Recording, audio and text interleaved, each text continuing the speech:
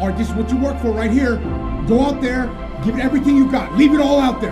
Please welcome to the stage, Derek Lunsford.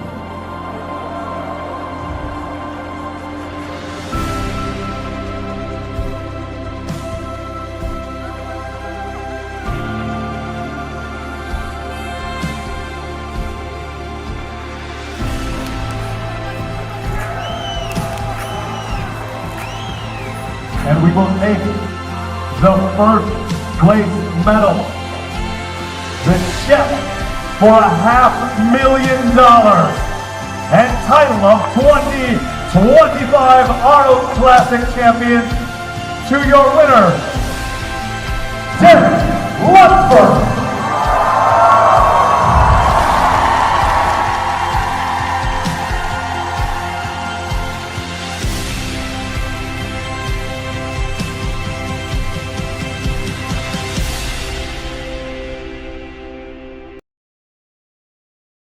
Champions are broken. We're like, huh? He's like, people look at champions and try and find something that champion has that they don't have. He's like, but it's not that at all. He's like, they lack something everyone else has, which is an off button. They just don't stop. And at the end of the day, like, if we're optimizing for outcomes, then the most broken person will win. The person who has the absolute biggest, desire for achievement, the absolute biggest fear or pain that they're running away from. And that's what's painful, is that it takes more effort to start in the beginning, and more people are right about the fact, they're like, hey, you're not going to hit it big. And guess what? A month in, you're not. But they're only measuring on months. And at 6 months, you're also not going to have hit it big yet. And they're going to be like, I'm still right. And at a year, you're still not going to have hit it big. And they'll still be right. And every day that you haven't hit it, they're going to feel like they were right. But they're wrong, because they're measuring in days and you're measuring in decades. Every single person who wants to do something with their life and has done something with their life has gone through the exact chapter that you're going through. And it's the lonely chapter. It's the chapter where you don't fit in with your own friends, but you don't have the outcomes yet to fit into a new group of friends. And you're doing this thing, you're consuming content on the internet, you're doing these free tutorials online to try and figure out how to set up a podcast and where do I host this thing? And then you're going through this and you're like, is this even worth it? Because you have no signs of success, right? But if there's anything that you can take away from what we're saying right now, is that the sign of success is the hate that you get along the way.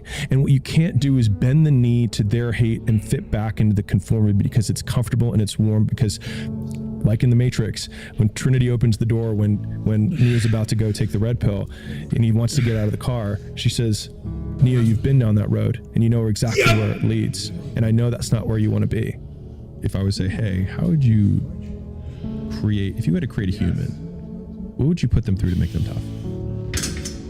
It probably wouldn't be a really chill life. Yeah. What would you put them through to make them patient? Well, you probably wouldn't give them things immediately. And so it's like, we want these traits, but each of the traits has a price tag attached to it. It's just like, do you want to pay the price tag to get the thing?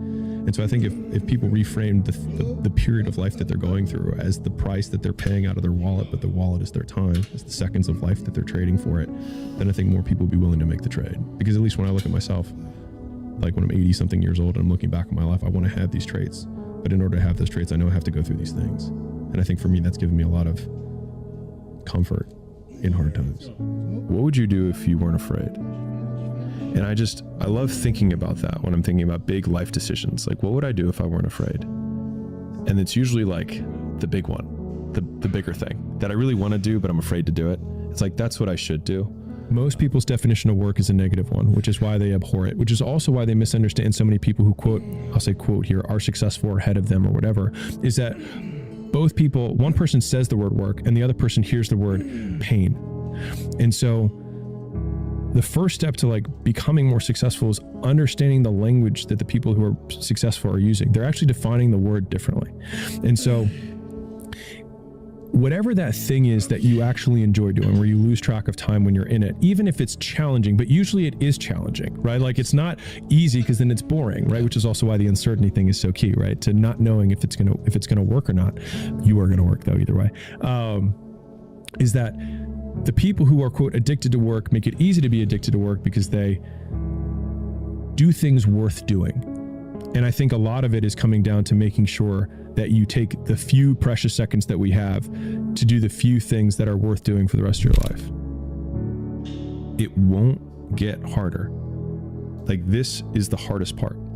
Every hardship that you encounter, if you reframe it as the story that you will someday tell to yourself of the person that you've become based on the dragons you've slain and the obstacles you've overcome, then I think that makes those obstacles a unique opportunity for self-improvement, because we can be grateful for these things. I think Jocko has a whole bit on this where whenever something bad happens, he says good. And I think it's a great trained response, because if something bad happens, my trained response isn't good. It's, I will tell this story someday.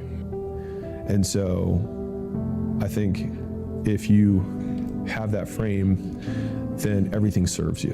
Because if something good happens, cool. If something bad happens, it'll be a story that I will someday tell. Because it assumes that you will live through it. And it assumes that you will eventually figure it out. And so then you can't lose, as long as you don't quit.